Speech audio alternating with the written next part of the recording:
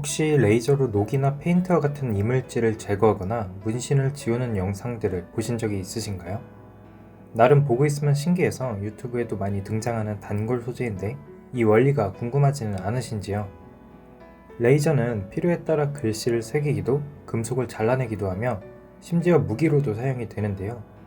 강력한 빛을 쏘는 것이니 금속을 잘라내거나 열을 가해 용접을 하는 것은 이해할 수 있으나 레이저로 특정 층만 제거한다든지 특정 층을 건너뛰고 피부 속의 잉크만 제거하는 것은 과연 어떻게 하는 것일까요?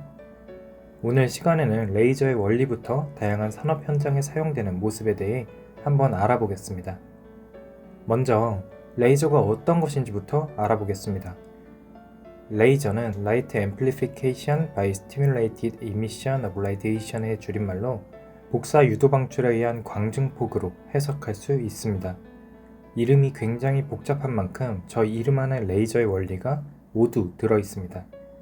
그 중에서도 가장 중요한 단어는 광증폭이라고 볼 수 있는데, 레이저는 핵분열 연쇄 반응을 통해 엄청난 에너지를 내뿜는 핵폭탄과 비슷한 과정을 거쳐 빛이 증폭되어 나오는데요. 이전 분광기 영상에서 다뤘던 것처럼 원자는 연속적이지 않고 양자화된 에너지를 흡수하고 방출합니다. 이 뜻은 특정 에너지 이상을 얻기 전까지는 아무런 반응이 없다. 그 임계점을 넘는 에너지를 받을 시 변화가 생기며 에너지를 얻을 때뿐만 아니라 방출할 때에도 조금씩 내보내지 않고 낮은 에너지 준위까지 통째로 방출한다고 생각하시면 되는데요. 에너지를 머금고 높은 에너지 준위가 된 원자는 언제가 될지는 모르지만 머금은 에너지를 방출하고 낮은 에너지 준위인 안정 상태로 돌아가려는 특성을 보입니다. 여기서 에너지를 얼만큼 방출하는지에 따라 적외선, 가시광선, 자외선을 내뿜게 되는데요. 첫 번째 껍데기를 1층, 두 번째 껍데기를 2층, 그리고 세 번째 껍데기를 3층이라고 했을 때 1층까지 떨어지면 자외선, 2층까지 떨어지면 가시광선, 3층까지 떨어지면 적외선이 방출됩니다. 원자의 특성에 따라 바로 1층까지 떨어지는 물질이 있고 중간층에 머물렀다 떨어지는 원자들도 있습니다. 바로 이런 고유 특성을 활용하면 형광등이 되기도 하고 야광물질이 되기도 하죠. 형광등의 내부에는 전압이 가해졌을 때 자외선을 방출하는 수은 증기가 들어가 있는데, 자외선 자체는 우리 눈에 보이지 않기 때문에 외부에 형광물질을 발라 가시광선으로 바꿔주게 됩니다.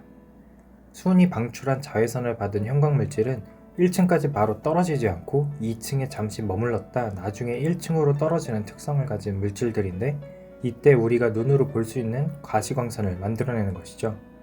반면 야광은 같은 원리이지만 형광보다 더 느리게 2층으로 떨어지게 되는데, 어둠 속에서 빛을 내는 것이 아니라 밝을 때 머금은 에너지를 바로 내보내면 형광, 그리고 천천히 내보내면 야광이 되는 것입니다. 그런데 이런 에너지의 방출은 시간과 방향이 무작위적입니다. 다시 말해 언젠가는 바닥 상태로 내려오겠지만 그 타이밍이 언제인지는 알지 못하고, 내려오더라도 에너지를 정해진 규칙 없이 무작위적인 방향으로 방출한다는 것이죠. 그런데 이런 무작위적인 방출을 한 곳에 집중하여 동시에 내보낼 수 있다면 굉장히 강력한 빛이 될 수 있겠죠? 이것이 바로 레이저입니다.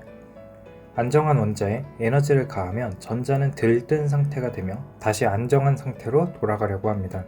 하지만 중간 어느 구간에서 굉장히 짧은 시간이지만 준안정 상태로 머물렀다 안정 상태로 돌아가게 되는데요. 안정 상태로 돌아가는 속도보다 더 빠르게 들뜬 원자들을 만들어내면 준안정 상태의 원자의 수가 많아지게 됩니다. 이러한 과정을 광펌핑이라고 부르며, 이때 특정 파장의 에너지를 쏘아 자극을 주게 되면 준안정 상태의 원자가 반응하게 되고 안정 상태로 떨어지며 에너지를 방출하게 되는데, 이렇게 방출된 에너지는 또 다른 원자를 건드리고 다시 에너지를 방출시키며 핵폭탄의 원리와 비슷한 연쇄 반응을 일으켜 강력한 레이저를 만들어냅니다. 이때 방출된 에너지는 최초 자극했던 것과 동일한 파장과 강도를 가지고 있는데, 처음 쏴준 에너지에 의해 만들어진 것이기 때문에 유도 방출이라 불리며 파장은 중첩되어 큰 진폭을 가지게 되죠. 이런 과정이 일어나는 레이저의 내부 모습은 다음과 같습니다. 에너지를 공급하는 램프와 에너지를 받는 매질, 그리고 에너지가 증폭되는 공진기로 구성이 되어 있는데, 두 개의 거울 중 하나는 완전 반사, 나머지 하나는 일정 부분을 통과시키는 거울을 설치하고 내부에서 발생한 연쇄 반응의 결과물이 일정 부분을 통과시키는 거울을 통해 나오게 됩니다.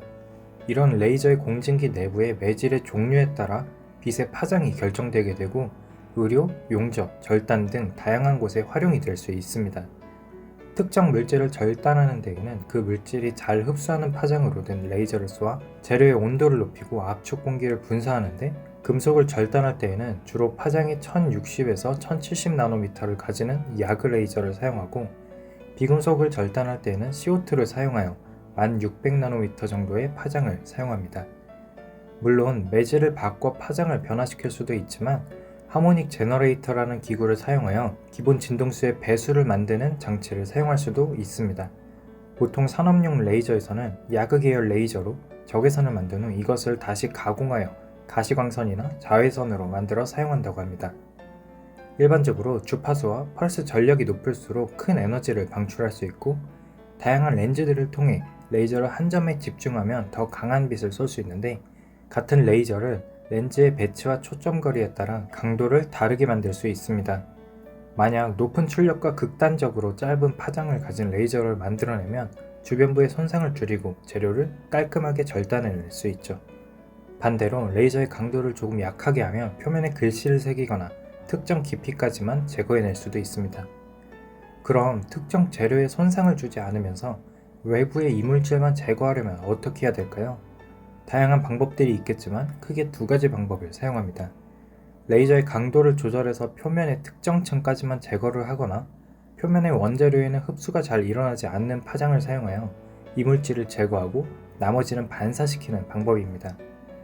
만약 금속 표면에 페인트가 발라져 있는 상황이라면 페인트는 흡수하고 금속은 흡수하지 못하는 파장을 쏘아 순간적으로 큰 열을 가해 기화시키고 밖으로 떨어져 나가는 거죠. 마찬가지 방법이지만 물체의 표면과 제거해야 할 이물질이 모두 비슷한 파장을 흡수할 때에는 레이저의 강도를 조절하여 조금씩 깎아내는 방법을 사용한다고 합니다. 따라서 과하게 레이저를 사용한다면 원재료에 손상을 줄 수 있습니다. 그렇다면 표면을 제거하는 방법은 알겠는데, 문신과 같이 피부 내부에 들어있는 잉크는 어떻게 제거하는 걸까요? 영상을 보면 빛을 쏘자마자 색이 옅어지는 것을 볼 수 있는데, 혹시 잉크가 빛을 받아 색이 바래지게 하는 원리일까요? 앞서 재료의 표면을 제거하는 과정에서 레이저를 쏘아 기화시키는 방법을 사용했지만, 문신을 제거할 때는 피부 아래에 잉크가 들어있기 때문에 잉크를 기화시켜 제거할 수 없습니다. 문신이 오랜 기간 동안 반영구적으로 남아있을 수 있는 이유는 대식세포가 잉크를 먹을 수 없을 만큼 거대한 덩어리이기 때문에 운반하지 못하여 그 자리에 남아있는 것인데, 문신 잉크와 반응하는 파장의 빛을 쏘아 잉크 덩어리를 쪼개 대식세포가 운반이 가능하도록 만들어 간에서 해독하게 됩니다. 하지만 아무리 잉크에만 반응하는 레이저를 사용한다고 하여도 피부가 손상될 수 있고 잉크가 잘 쪼개지는 것도 쉽지 않아 굉장한 시간과 비용이 들게 되죠. 그럼 오늘 영상은 여기까지입니다. 다음번엔 더욱 흥미로운 영상으로 다시 찾아뵙겠습니다. 감사합니다.